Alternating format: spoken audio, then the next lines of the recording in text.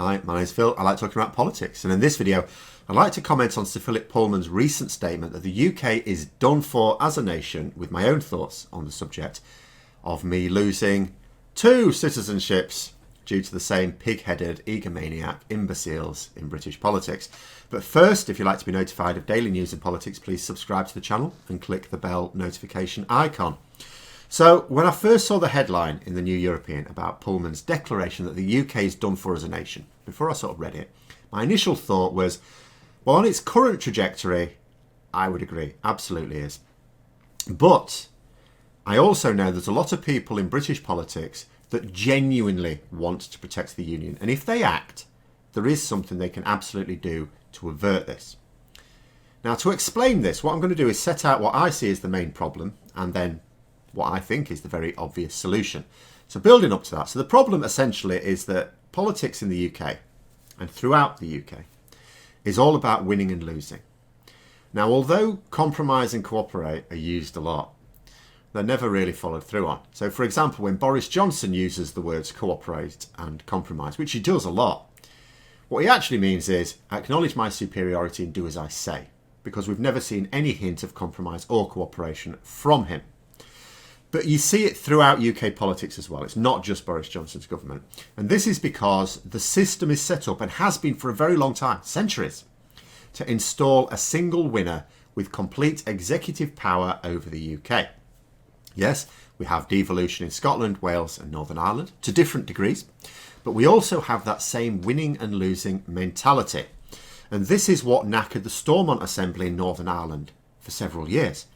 So, due to the especially divisive nature of politics here, the system was set up to force cooperation, or else the entire system would collapse. So what was the result? The entire system collapsed for several years, because over time, the system that insists on cooperation will mean political attitudes will have to change. Of course they'll have to. To get anything done in politics, you'll have to cooperate and have to compromise. But the mindset doesn't change overnight. These are politicians that have gone through their political careers and climbed the political ladder in a system that has winners and losers. They don't change that attitude overnight. I mean, take the fact that in the UK, in Westminster, for example, we've had minority governments for a bit. It's back to a majority government now. Now, had that system continued for a long time, it would have forced changes. I noted, particularly through last year, lots of people, particularly in Europe, looking at Theresa May and the way she was behaving as if she had supreme executive power, and just saying, what are you doing? You don't have the power to make these demands. And it's because of that attitude. She didn't have a majority in Parliament, so she needed to cooperate with Parliament, but she didn't. Why? Because she's still in that mindset, I'm the Prime Minister, I have this executive power, that actually she doesn't. It's Parliament's power that she lends her.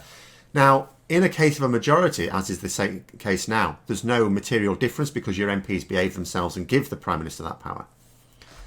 So it doesn't, the attitude just, it's not that reactive. But the system in Great Britain, in Scotland, Wales and England, doesn't force cooperation. So this leads to the problem that will split the union, which is a feeling of not being involved in decisions. Because when you have winners and losers, you have tribal politics. And the tribe in the ascendancy gets its own way and actually makes a point of letting the other tribes know that they're not getting their way. So it's worse than just not listening to them. You actively want to make them feel like losers. Well, that obviously is going to sow division. It's inevitable. So as usual, I'll take Scotland as my example for running through this. I mean, the same problem exists in Wales, Northern Ireland. And when it comes down to it, quite a lot of England as well. I mean, the north of England especially. You would even argue quite a lot of the Midlands. But Scotland is the ideal example due to a couple of things. One, it has a pro-division party with a large enough number of MPs to make itself heard in Westminster, and so the issue is constantly being discussed in Westminster.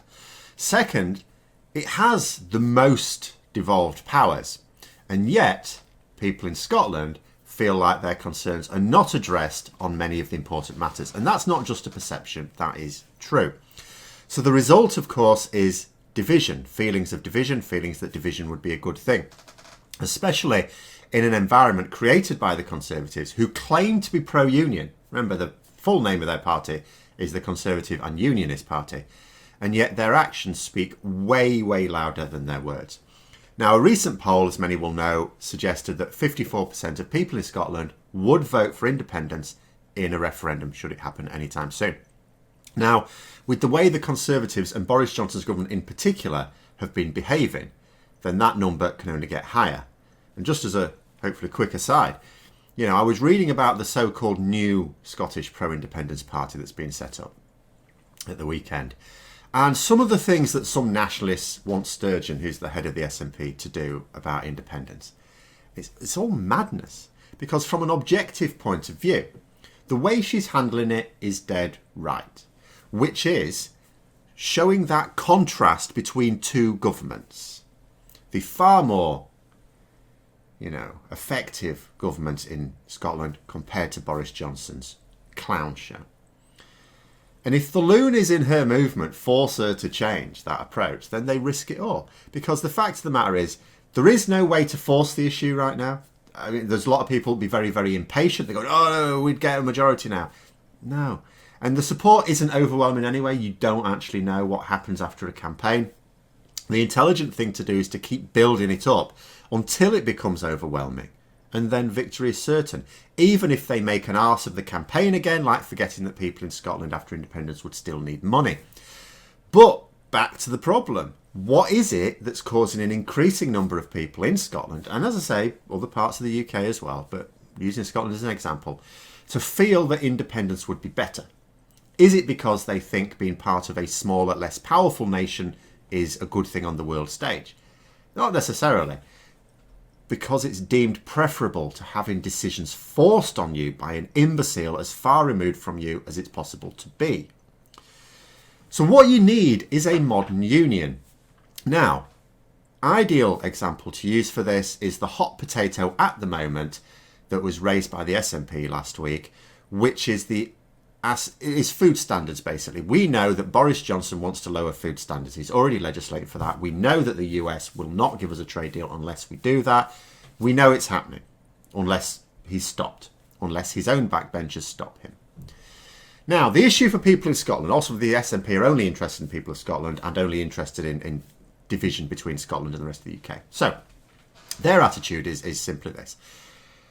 I mean, they have power. They are going to have powers devolved so that they can set standards in Scottish farmers. So it's not like Scottish farmers will lower their standards and nothing that the Scottish government can do about it. There is. But let's face facts. In England and Wales and anywhere else, the standards are not going to be lowered anyway. The issue is that we are going to allow to be imported into the UK food of lower standards. That's the issue. And that will apply in Scotland as well. And here is where the mindset can be different. So problem. So let's say you're involved in Scottish politics. Problem. You cannot determine the standard of foods that come into Scotland. So if those standards are lowered, which they're going to be because the Westminster government are going to lower them, the consequence of that is twofold. First of all, lower standard foods coming in, so that's a greater health risk to your population. That's not acceptable. Second, Scottish farmers who have to maintain high standards are going to be undercut by that food, so many Scottish farmers are going to go under. I mean, when you couple that with the general way Brexit's going as well, it's not even like they can export as easily either. So Scottish farmers are knackered as well. So that's two unacceptable things. So what do you do about it? The SNP solution is you give us the power to set our own food standards, including on imports. Consequence of that is you create a customs barrier, another customs barrier inside the UK, this time between Scotland and England. Now, that's an ideal situation for Scottish nationalists because it breeds that division. It diverges England from Scotland and therefore makes independence more likely. But is that the only solution? No, it's not. There is a better solution, in fact, and that is to look at a truly modern union. So look at the European Union. Now, what would happen if someone, a member state, were to propose lowering food standards, for example? What would happen? It couldn't go through unless every member state agreed to it. It's the same with a trade deal. A trade deal effectively determines standards, doesn't it? And yet, even the smallest member can veto it and go, no, I'm not happy with this. Because it's a system that demands compromise and cooperation. Whereas one stakeholder says, no, I'm not happy with this, and that's all there is to it. It's not happening. So it forces you to find a solution. Otherwise, you maintain the status quo. That's what we would need here. So when you want to make a major change like this, it should have the approval of all the stakeholders. At the moment, that would be Westminster, the Scottish Parliament, the Welsh Parliament, and the Northern Irish Assembly. And then it would be simple. And as I was discussing this, and someone pointed out, oh, if that's the situation, you wouldn't even have Brexit. Yeah. You wouldn't have any number of self-destructive policies going through because extremists couldn't win. It would have another fringe benefit as well. And it's a benefit, that the EU demonstrate. Bloody difficult to corrupt politics. It's very, very difficult because you'd have to be bribing politicians in all the different assemblies and the parliaments around the UK. That'd be a tough old ask. Very, very difficult. And that is what we'd need to move towards. Now, here's the thing. Because a lot of you will be looking at that situation going, oh yeah, but that'll never happen. And here is where I come back to what Sir Philip Pullman said when I'd read the article. So what he said is that the UK is done as a nation based on the idea that we continually reject reformed politics. And on that point, I have to say, I'm afraid I largely agree, because that is the situation. I don't think it's enough now. In a few years' time, let's say we get a better government, or even if they get rid of Boris Johnson, somehow, maddeningly, we end up with a better government, a better Conservative government, which I don't see. Then that doesn't make the problem go away, because people will remember the Brexit times, the Boris Johnson times. The Brexit times won't have gone away either. So that won't reverse the situation. The only thing that will reverse it is developing a more modern union. Would a future government do that before it's too late? And they don't have very much time. Time is running out. I have to say, on the balance of power, probably not. But I also don't agree with the notion that the UK is definitely done as a nation, because our politics has lurched to extremes. And if moderates, which are the majority, realise that genuine reform is the only way to stop that, they do have the power to do it. I do think it is more likely not to happen than to happen. But you never know. But anyway, those are my thoughts on it. Let me know your thoughts in the comments below. I hope you found the video interesting. If you did, don't forget to click the like button. If you'd like to support the channel further, please also click the Patreon link for details. And until next time, I'll see you later.